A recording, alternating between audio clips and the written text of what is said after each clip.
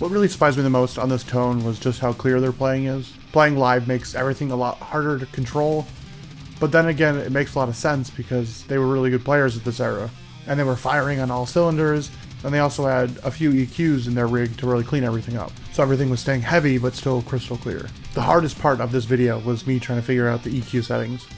Metallica, I think, was running 3 different EQs on their rig, and just trying to dial those in correctly because it's not dialed in like Master Puppets, and it's not dialed in like And Justice for All, although they did use the same style of EQ in their live rig as they did on the albums. It's obviously modeled just a little bit differently, and that was so frustrating. It took me a good hour of adjusting just to get it where I wanted to be. But I mean, overall, this distorted tone was fighting me from the beginning. Like I mentioned in the video, sometimes it can be easy without notes, and sometimes it's really difficult. Metallica's like late 80s tones, I think, are the most difficult. Trying to get Master Puppet sound, an And Justice for All sound, even their live sound, is really hard, but at least the albums have a lot of notes from Fleming Rasmussen.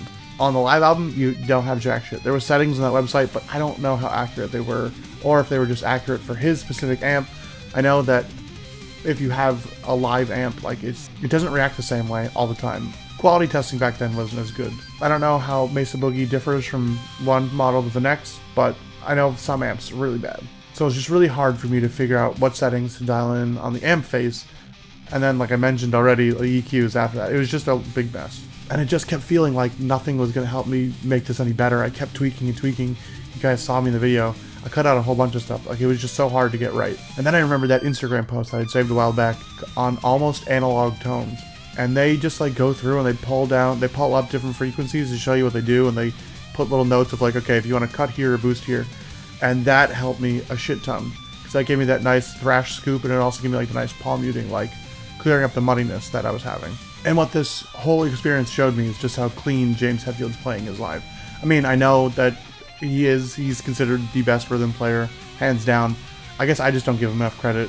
Like, that tone in that recording is just so clear. And yeah, there's a lot of EQs to make it even clearer, but man, did he nail every note, and so did Kirk in that recording.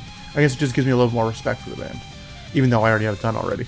I think the other biggest thing besides the EQ is just making sure the gain is at the right level. Yeah, they were using a ton more gain during this era, but like I was finding early on, I had way too much gain dialed in, and it was making everything really muddy. You can hear my Master Puppets example.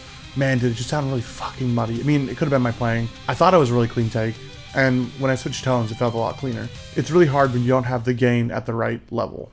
And then, of course, the other hardest part was the EQs. Just nailing that, figuring out where to dial stuff in, where to not cut stuff out, I think was really important here.